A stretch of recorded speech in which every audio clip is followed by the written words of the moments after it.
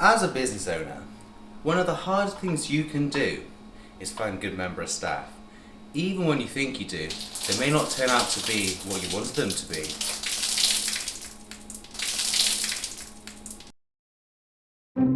This is Greg. Greg is a barista, a bloody good one at that. Look at that flat white. Ooh, pretty. Greg likes taking creative control with his coffees. Look, it's a swan. But unfortunately, that is not the only thing Greg likes taking.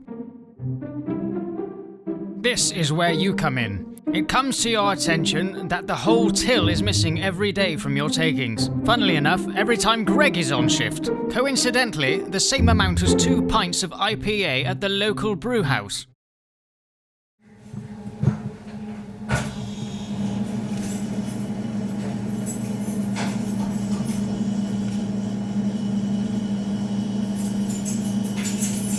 So what do?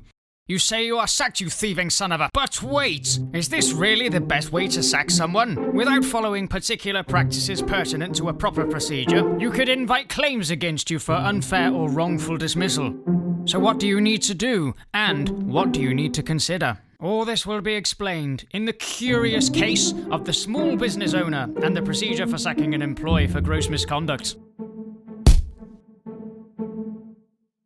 Summary dismissal is the fancy lawyer phrase for sacking someone without letting them work their notice. One of the main reasons you would do this is if an employee committed gross misconduct. Gross misconduct is where an employee does something so serious it will be justified to get rid of them as quickly as possible. However, having a justifiable reason for sacking someone is only half the battle. If the sacking is handled poorly, this can lead to a claim of unfair dismissal. An unfair dismissal claim arises for any of these 3 reasons. A.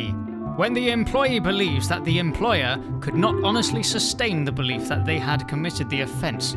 B.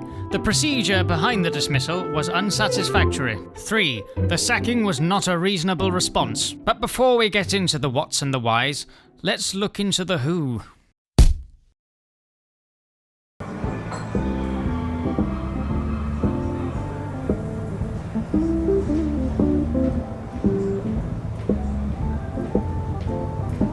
Usually, it's only employees with 2 years continuous service. However, there are exceptions. The main one being discrimination. For example, if you sack a pregnant person for being pregnant before the 2 years, then they can claim for an unfair dismissal. Moral of the story, don't discriminate. However, don't think that you can go about sacking an employee without the 2-year service for no good reason. Every employee has a notice period. Usually it is set out in the contract of employment. But bear in mind, there is a statutory minimum amount afforded to the employee. From 1 month to 1 year, the minimum is 1 week, and every year of employment from then on, they get an extra week up to 12 years. So if they have been employed for 3 years, they get 3 weeks' notice. But if the employment contract says 4 weeks, they can claim for 4 weeks. Easy! Advice to take away. Make sure they are an employee. Trust me, sometimes it's not that easy. You can legally dismiss someone whenever you like, but bear in mind, this can lead to wrongful and/or unfair dismissal. Don't discriminate. Be aware, if you don't give the correct notice period, any employee can claim for what they are owed. For more advice, check out the ACAS website at https://www.acas.org.uk/advice. As we have established who can bring a claim for unfair dismissal, let's now look at the potentially fair reasons for dismissal. This is the first question an employment tribunal will ask. The second is whether the dismissal was fair and reasonable. Both of these need to be satisfied. Not just one, but both. So first things first. Let's start firstly with the first question. Generally, there are 5 potentially fair reasons for dismissing someone. These are capability. I'm capable. Redundancy. I'm redundant. Statutory illegality. Oh! Some other substantial reasons to justify dismissal. And conduct. Hello. But for our purposes, misconduct. Hello. So what is misconduct? There is no single definition for misconduct, but it usually relates to conduct that either contravenes the organization's disciplinary rules or behavior commonly required by employers. Examples of misconduct could be, but not limited to, fighting, swearing, drunkenness, theft, breach of safety rules, unauthorized absence, taking illicit drugs, sleeping while on duty, breach of IT policy, and sexual relationships during work hours. But not all misconduct should result in summary dismissal. Just like onions, misconduct has layers. From trivial misconduct, like being 5 minutes late to work, to extreme misconduct, like trying to start a fire. Any misconduct has to be met by a reasonable response by the business. If the response was too severe, this can also lead to unfair dismissal. Your company may have certain policies that a layperson wouldn't realize amounted to misconduct should they be broken. So make sure that your employees are aware of these. This is usually through the contract of employment or your disciplinary policies. If you believe you do have a fair reason for sacking someone, you still need to prove it. Remember, the tribunal is not looking at whether the employee is guilty, but rather you as the employer honestly believe that the employee is guilty.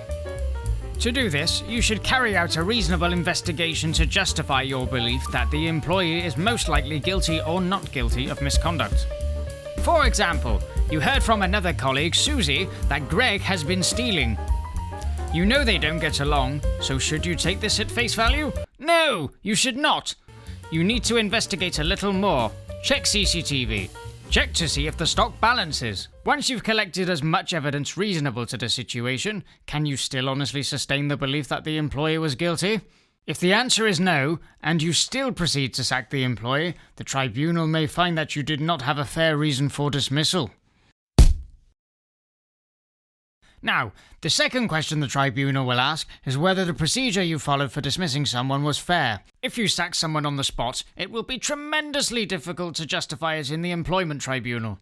So regardless if it's obvious or not misconduct has taken place, it is of the utmost importance you follow procedure. So, what is the best procedure to follow, you ask? Well, I'll tell you. You may have your own disciplinary procedure, but your procedure should be comprehensive enough to tick certain boxes. Luckily enough, ACAS has a disciplinary code which effectively sets a minimum standard that employers should follow. Step 1.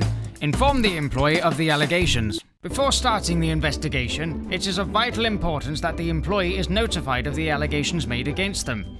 They should also be warned that they are going to be investigated. This should not be done informally. This is best done through the medium of either a written notification or meeting, outlining what they are being investigated for, that they are potentially in some form of disciplinary process, and what outcomes there may be. Step 2. Investigate. The next step is to carry out the reasonable investigation. As we've already mentioned, a reasonable investigation must achieve the aim of obtaining as much information as possible for you to honestly believe that the employee has in fact committed the alleged misconduct. Step 3. Before disciplinary meeting. Once you have finished your investigation, the employee needs to know your findings.